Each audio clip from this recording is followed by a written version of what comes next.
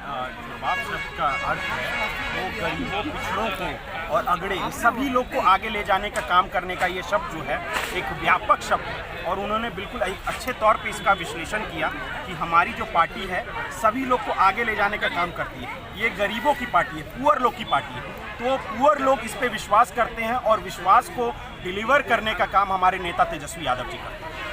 इस लोकसभा चुनाव में जिस तरह से माई और बाप का जिस तरह का समीकरण आ पाएगा तो क्या फर्क पड़ेगा?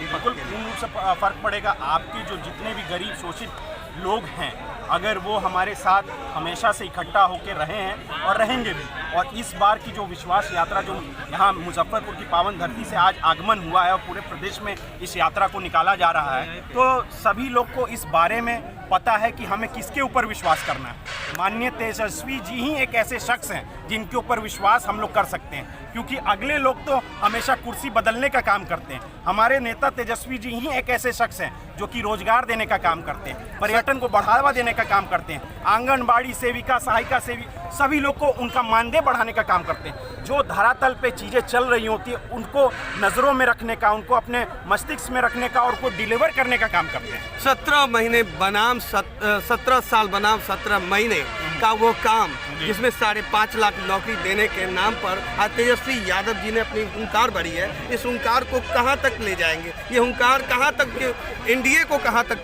प्रभावित करेगी? देखिए, ये हुंकार यहाँ ही नहीं, प्रदेश में नहीं, पूरे देश में आप एक व्यापक तौर पे, एक आंदोलन के तौर पे देखा जा रहा है, क्योंकि लोग जान रहे हैं कि पूरे देश में जो जुमलेबाजों की सरकार थी, जो कहते थे कि 2 करोड़ नौकरियां हर प्रत्येक साल बांटेंगे, आज 10 साल हो गए उनकी सरकार को। जो 20 करोड़ नौकरियां होनी चाहिए थी वो बिल्कुल न के बराबर है। और वहीं हमारे नेता जिन्होंने कहा था कि भाई 10 लाख नौकरियां देने का काम करेंगे, उन्होंने 17 महीनों के अंदर ही उन्होंने 4.5 लाख नौकरियां देने का काम किया। तो ये डिलीवर करने की ही बात है। और सबसे बड़ी बात है कि युवा अब भ्रमित होने का काम नहीं करता है। सबसे बड़ी बात है कि अभी जो युवा हैं, हमारे साथी हैं, सभी तमाम जो गरीब गुरबे लोग हैं वो विश्वास जताने का काम करते हैं। और विश्वास किसके ऊपर जताया जाता है? जो कि आपके विश्वास पे खड़ा उतरे, और तेजस्वी जी ने वो विश्वास पे खड़ा उतरने का काम किया है। और ये जो विश्वास की यात्रा है ये आगे प्रदेशी नहीं, देश पे भी एक व्यापक आंदोलन का मोड़ लेगी। क्या आपकी पार्टी द्वारा फिर से क्या नीतीश कुमार जी के लिए दरवाजा खोल सकती है?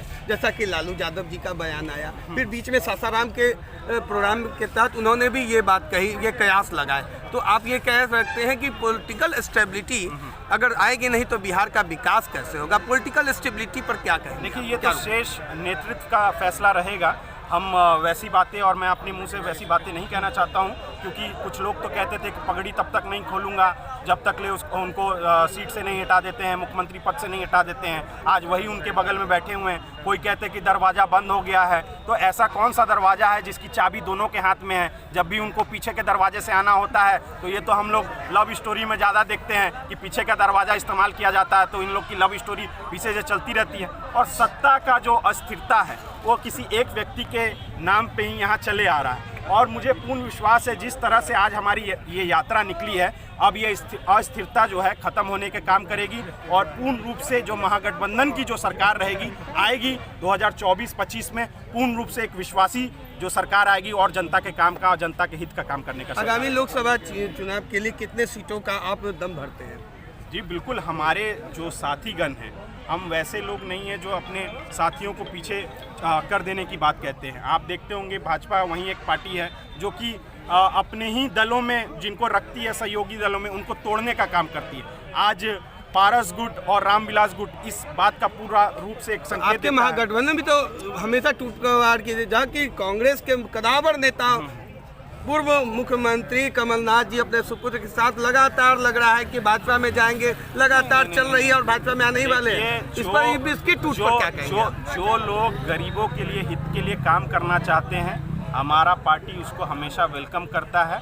और हमारी जो कार्यकर्ता हैं वो हमेशा गरीबों के हित के लिए लगे रहते हैं। और हमारे नेता जो अपनी बातों को बताते हैं और डिलीवर देने का काम करते हैं, मुझे लगता है कि ये जो हमारी जो आरजेडी की सरकार आएगी अब, वो पूर्ण रूप से एक विश्वसनीय सरकार होगी। और आगे जो युवा है, हमारे रोजगार, किसान भाई लोग, सभी लोग को नौकरियां और सभी तरह की चीज़ों को प्रोवाइड किया जाएगा। आगामी लोकसभा चुनाव के लिए क्या